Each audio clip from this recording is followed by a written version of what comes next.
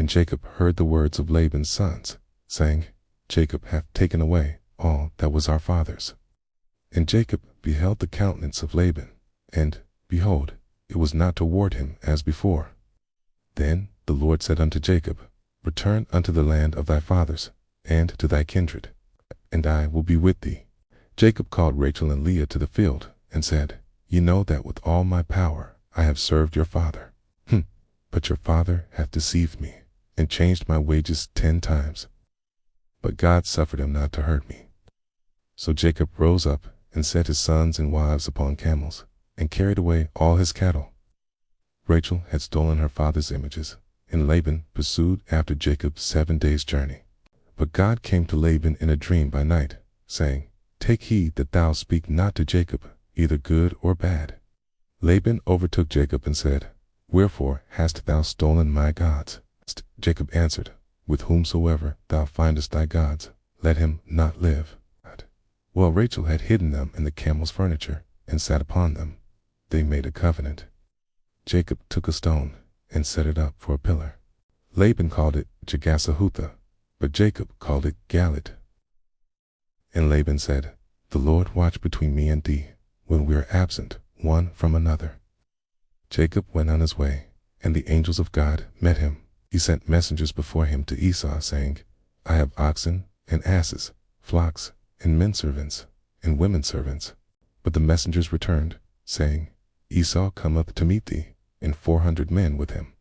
Jacob was afraid and distressed. He prayed, Deliver me, I pray thee, from the hand of my brother. That night Jacob was left alone, and there wrestled a man with him until the breaking of the day. The man said, Let me go, for the day breaketh. Jacob replied, I will not let thee go, except thou bless me. And he said, Thy name shall be called no more Jacob, but Israel, for as a prince hast thou power with God and with men. Esau ran to meet him, embraced him, and they wept. Jacob said, Take, I pray thee, my blessing that is brought to thee. And Esau took it. Jacob came to Shechem and bought a parcel of a field. But Dinah, his daughter, went out to see the daughters of the land, and Shechem defiled her.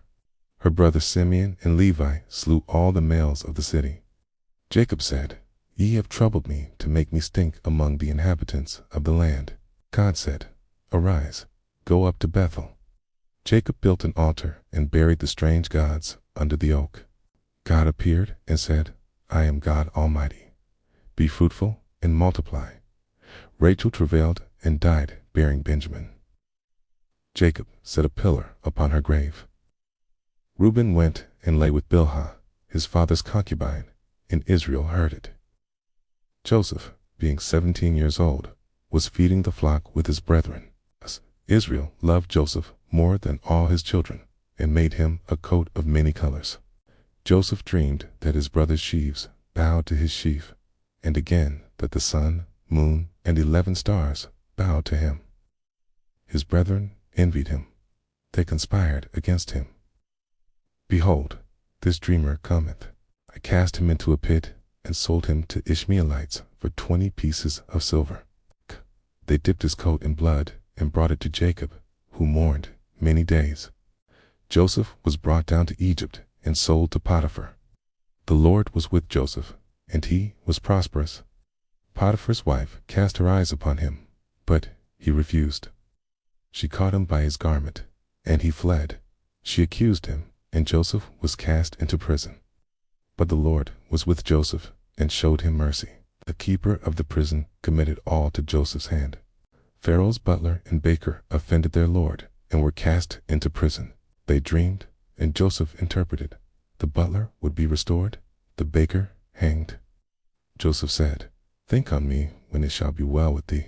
But the butler forgot him.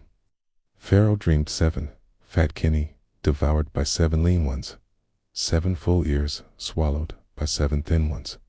None could interpret. Then the butler remembered. Joseph said, It is not in me. God shall give Pharaoh an answer of peace. He interpreted the dreams. 7 years of plenty, then famine. Pharaoh said, Thou shalt be over my house. Okay? he gave Joseph his ring, fine linen, and a gold chain. Okay? Joseph was 30 years old. He stored grain in the years of plenty. Okay. The famine came, and all countries came into Egypt to buy corn from Joseph. If you enjoyed this short video, please consider liking and subscribing. Thank you, and God bless.